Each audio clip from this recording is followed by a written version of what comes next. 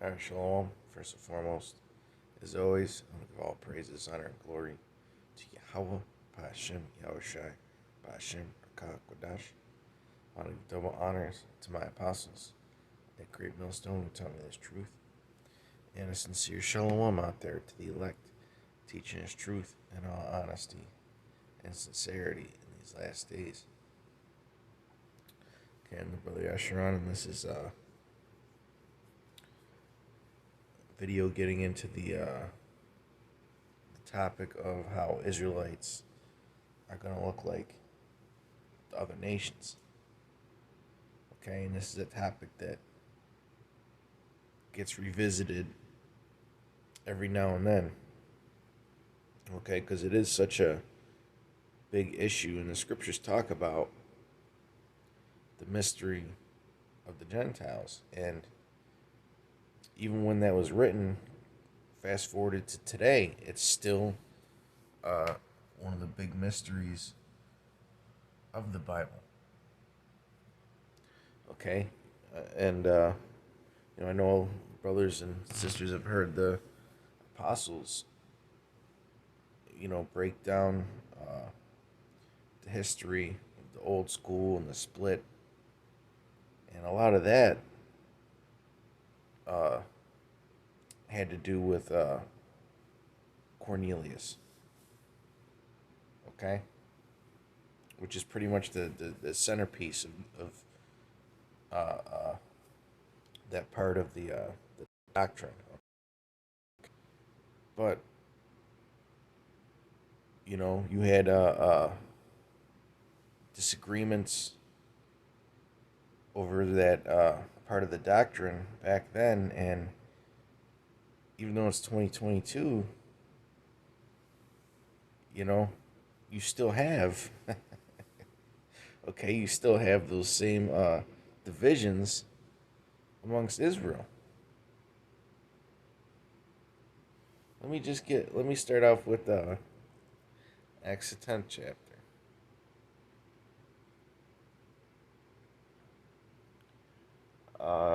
Acts 10 and 1. There was a certain man in Caesarea called Cornelius, and the word Cornelius just means colonel, okay, or seed. A centurion of the band called the Italian man, okay. And if you look up your history on the Roman armies, okay, there were a lot of Roman centurions that didn't necessarily look like Romans. Okay, they didn't look like Edomites.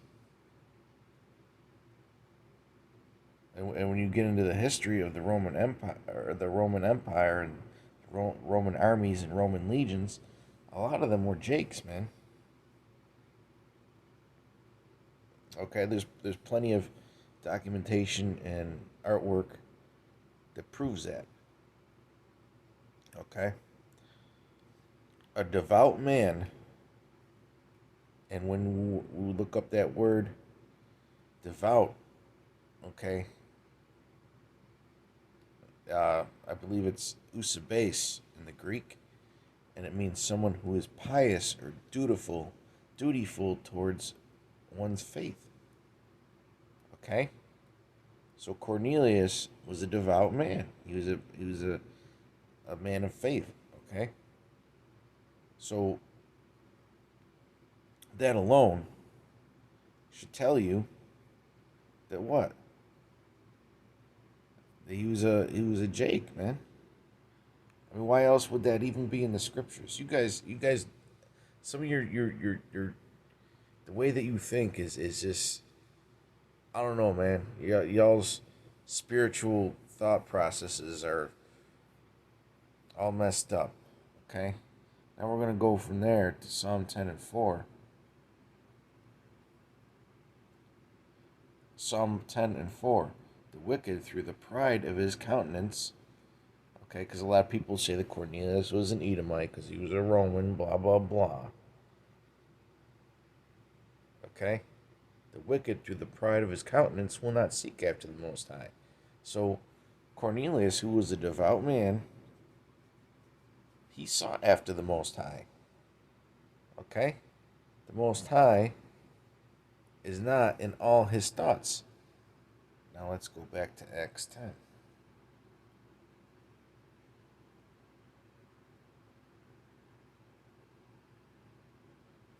10 and 2. A devout man and one that feared the Most High with all his house. Now the scripture just said that the wicked, all right, they don't seek after the Most High. The Most High is not in their thoughts. Right? Do we not just read that? But Cornelius feared the Most High with all his house. So that means he was constantly thinking of the Most High. He's constantly in fear of displeasing Yahweh B'Shem Yahushai, which gave much alms to the people and prayed to the Most High always. Okay? So just these two verses, pretty much it's open shut. Right? And then we go to third verse, right? He saw in a vision, evidently about the 9th hour of the day, an angel of the Most High coming into him and saying unto him, Cornelius. So an angel of the Most High even went up to Cornelius, man. And when he looked on him, he was afraid and said, What is it, Lord?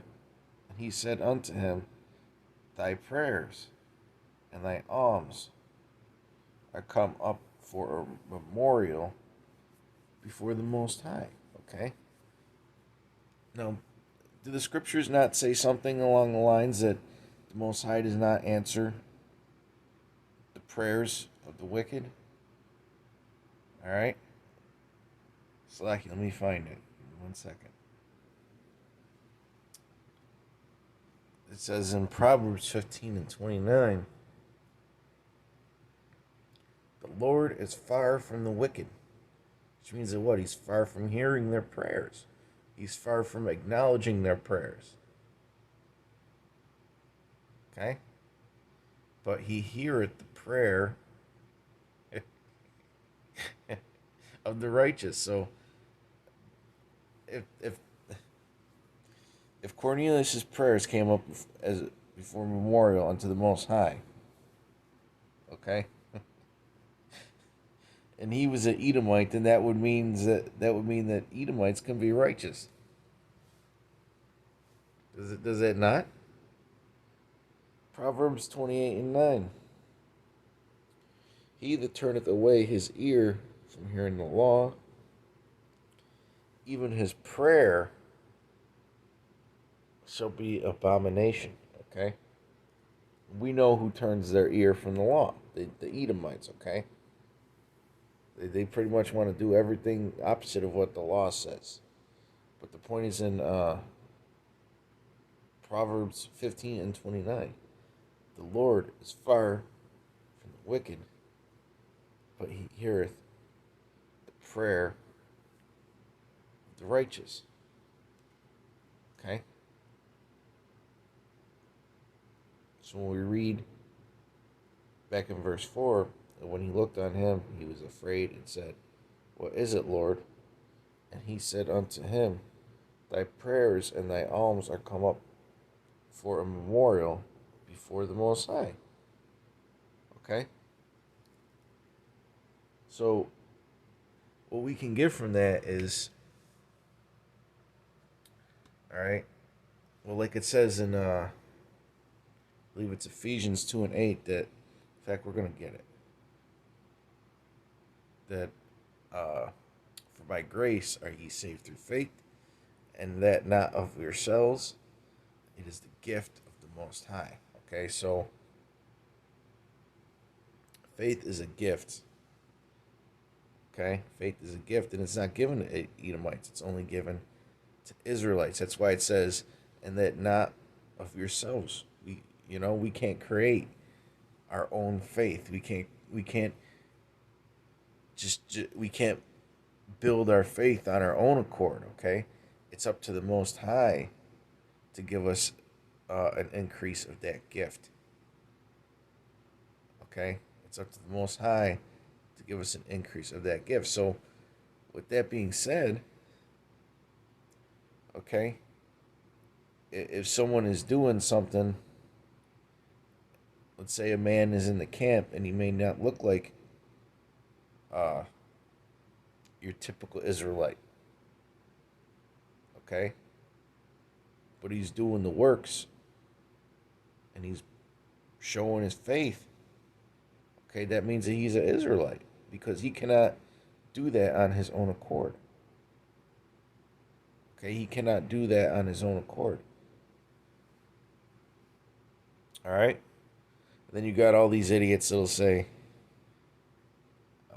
talk about how Israelite foreigners, they'll point out somebody who looks like someone of the other nation, then they'll immediately call him an agent, and that's so silly and that's so freaking stupid, man. All right, it's so stupid. If you were to hire a spy or an agent provocateur to infiltrate a group, wouldn't you pick somebody who fits in? Would you pick somebody who fits right along in? Or would you pick somebody who doesn't fit into the group? That'd be like if the CIA wanted to infiltrate the Black Panthers and they sent a white man in there to try and find out what the leadership is doing behind the scenes. You know, it's so silly and doesn't make any sense at all, man. It's what you call grasping at straws, because it's really what a lot of you guys have been doing. And here's the thing: a lot of y'all are hypocrites. Okay, a lot of y'all are hypocrites, man, because there was a lot of camps that, when I first came into the truth, okay, camp leaders and those in leadership positions, or whether they're high in command or whatever, okay, they didn't necessarily have to be the leaders of other Israelite groups like HOI and so on and so forth, okay, who used to get on me for how I looked, right? But they don't do it no more. Well, hey, now they have brothers that look like Israelite foreigners in their camps, man. You see the how hypocritical they look. You see how hypocritical they look when, even just back a few years ago, they were hesitant to let so-called light skins in their camp, but yet they got men that look like so-called Moabites and Ishmaelites and Edomites and so on and so forth in their camps now. I guess it's okay when it works out in your favor, right? Once the tithe money starts coming in, then the doctrine changes. Okay, and it's a beautiful thing because, I mean, it's a beautiful thing because a lot of that stuff that a lot of that stuff was going on back then during the time of Acts and during the time of Yahushua, man. It's just the same things repeating over and over again. That's really what a lot of the scriptures are kind of like a the scriptures are kind of like a blueprint of history, man, because this saying history repeats itself. There's a lot of things in the scriptures that have repeated themselves throughout time and history, man. A lot of examples, stories. Okay, they may have had different names, different time period. Maybe even involving completely different nations. Okay, but there's a lot of stories that have repeated themselves. Okay, all this stuff going on with these different camps, that was going on back then. Okay, it's just that they weren't called GMS and Sakari and ISUPK back then. It's the same actors, right? It's the same actors, just in a different bow dig. Okay, it's in a different just in a different form, uh, a different stage of reincarnation, if we should say that. Okay, but really, you guys, when you do those things, you don't consider what you really do, man. And there's never been any, clearing up of it. See, when these camps, they got their head up their ass. Because not every camp has their head up their ass, but talk about these camps to have their head up their ass. Okay, when there's a problem with their doctrine and they fix it, they try and do it under the rug, you know, like they're trying to keep it a secret that they were wrong the whole time, and now all of a sudden they're changing something. Okay, they try and what is it called? They try and sweep it under the rug, man. Okay, and then they look and they say, "Oh, hey, look, we got Israelites look like the other nations in our camp." Or they'll say, "Oh, look, the mark of the MOTB is a implantable chip." Okay, they'll say stuff like that, but a few years ago they weren't teaching that, and nor is there any videos on them clearing things up. Okay.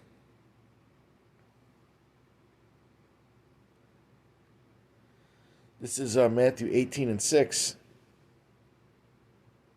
Whoso shall offend one of these little ones which believe in me. So all those brothers that you offended, that hey, some of you even personally attacked them, man.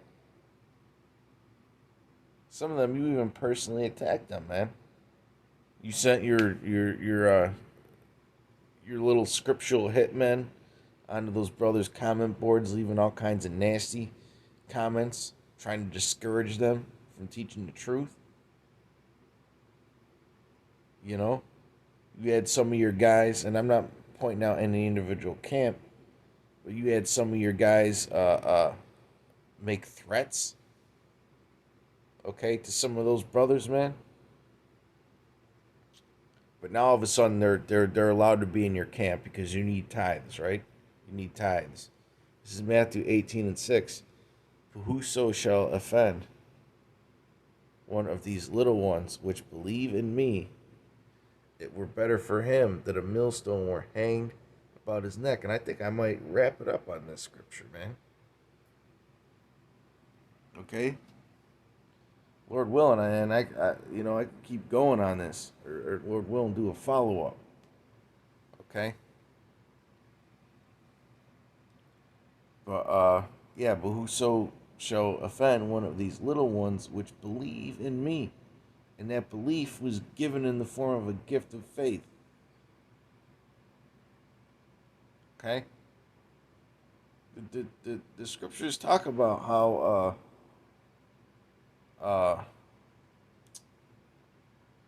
in fact, let me just get it. It's in okay.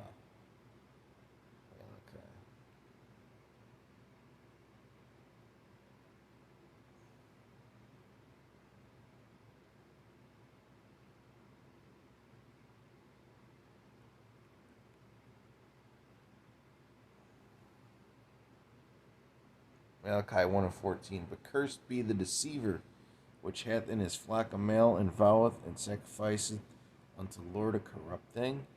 For I am a great king, saith the Lord of hosts, and my name is dreadful among the heathen. And the scriptures say that the righteous run to the name of the Lord, man, because it's a strong tower that keeps them safe. Okay? So that name is an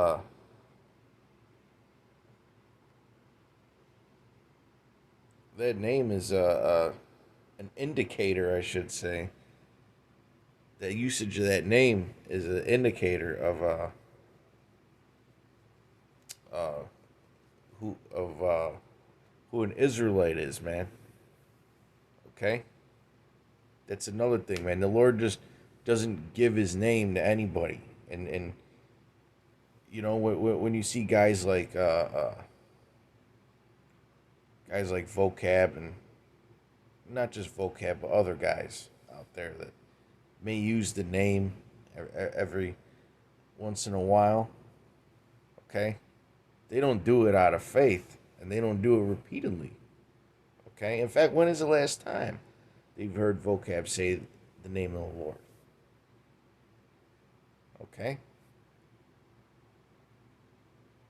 so if a brother's in a camp and he's calling on the name, right? It says that the righteous calleth unto the name of the Lord.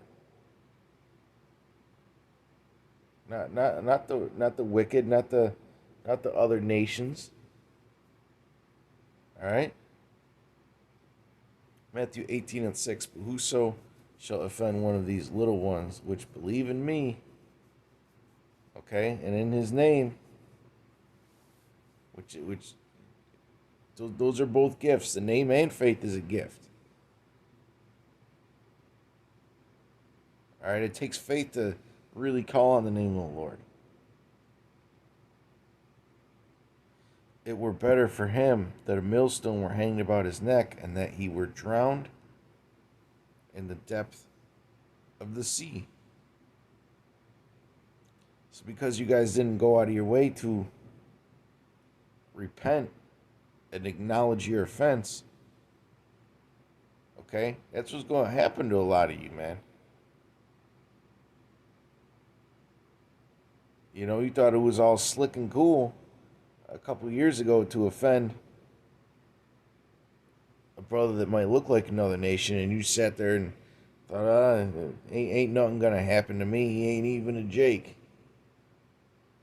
And it's another lesson entirely, man. You gotta be careful what words you use, man. Words have they carry vibration, and they carry power. Okay. Anyways, you guys got a price to pay for that, because you never repented full circle, man. You never acknowledged your offense. You never apologized to those who you offended. All right, you just swept it under the rug and kept it moving, like you never even did it. Like you never even did it. You never even admitted that you were wrong when you did it.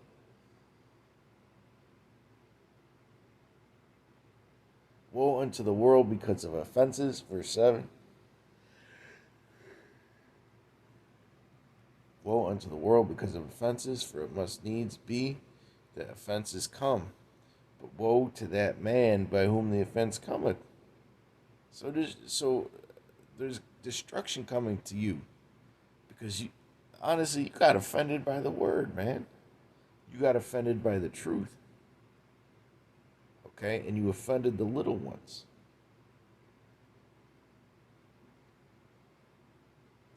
But with that, I want to give all praises, honor, and glory to Yahweh, Ba'Shem Yahushai, Ba'Shem Kakodash. All right. Well, hey, the scriptures say in Deuteronomy 28 that I believe it was the 64th verse, where it says that our people will be scattered across the four corners of the earth. Okay, and then you go to James 1:1, and James wrote that letter to the 12 tribes which are scattered abroad. Okay, James was acknowledging that the curse had taken place, that the curses were taking place, that his people were scattered, that they didn't know who they were. All right, and then you read Acts, the 2nd chapter, and all those Jakes came from different nations, man, different lands. They spoke different languages. Now, what is there to prove that they didn't all look the same? They didn't all look the same.